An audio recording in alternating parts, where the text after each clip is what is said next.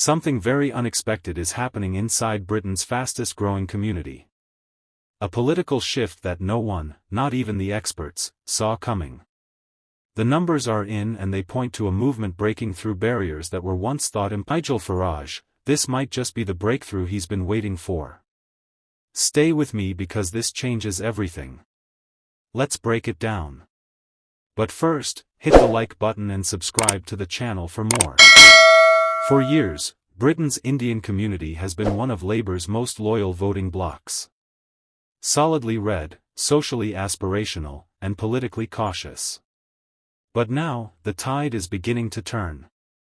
According to new research from the 1928 Institute, a think tank founded by Oxford academics, support for Nigel Farage's Reform UK has tripled in just a single year among British Indians. That's right, Reform has gone from just 4% support to 13%, and it's happening right as the country heads into Diwali, a symbolic moment of light over darkness and maybe a hint of political renewal, too. The findings come from a large-scale study of over 2,000 British Indian voters. When compared with data from last year's election and earlier surveys, the trend is undeniable. Labour, once the natural home of the Indian vote, has dropped from 48% to 35%. The Conservatives, still struggling with the post-Sunak backlash, have fallen from 21% to 18%. Meanwhile, Reform UK has surged, outperforming every expectation.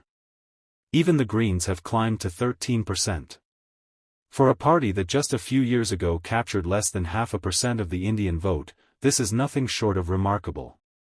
And the most interesting part, the shift isn't just statistical, it's ideological. For decades, British Indians, especially first-generation migrants, saw Labour as the party of fairness and tolerance. Back in the 1960s and 70s, when discrimination was rife, Labour seemed to stand up for immigrant families trying to build a better life.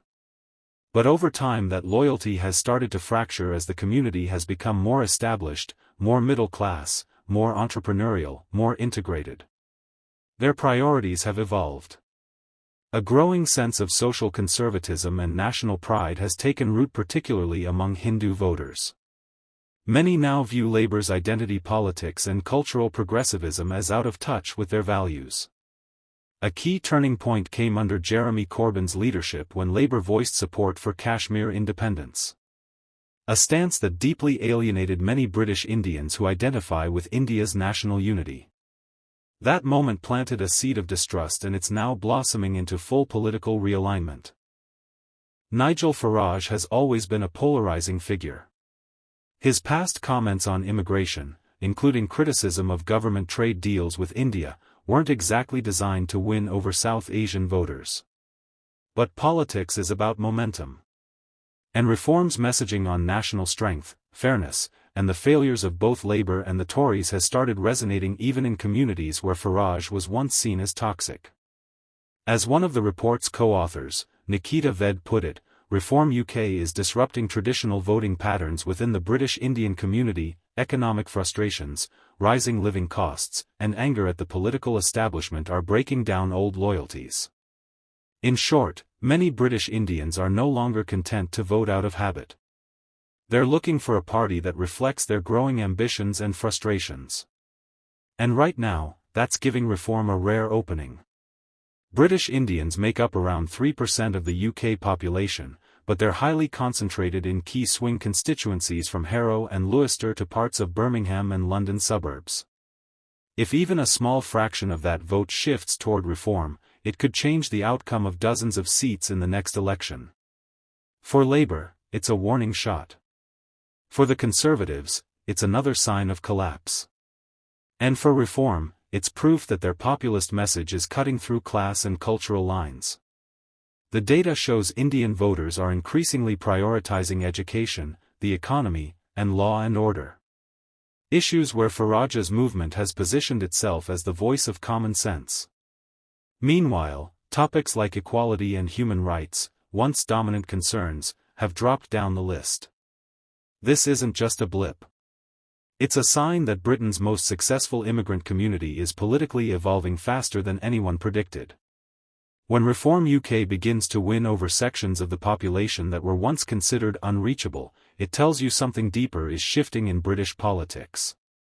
And with Labour's complacency growing and the Conservatives in free-all, Nigel Farage's reform might just be finding new allies in unexpected places. As Diwali celebrations light up the country this week, one thing's clear. A new political light is beginning to flicker and Britain's old electoral map may never look the same again. In other news, the Conservatives are planning a last-ditch attempt to block the Chagos Island deal over fears China will use it to spy on Britain. Tory MPs plan to force a vote in the Commons in an attempt to call off the deal by holding up payments to Mauritius. Concerns over espionage from China have heightened as a high-profile case against two men accused of spying for Beijing collapsed after the Crown Prosecution Service dropped the charges. In a decision that has threatened to destabilize Downing Street, the CPS argued that the government's evidence no longer met the legal threshold for prosecution. The Conservative Party, which was in government when the case began, have accused Labour of being responsible for the collapse due to their relations with the communist nation.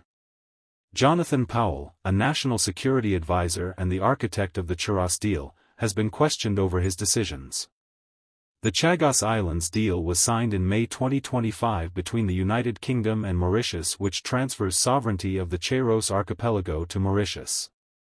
Under the agreement, the UK will lease the largest island Diego Garcia for an initial 99 years to continue operating a joint UK-US military base costing the British taxpayer as much as £47 billion.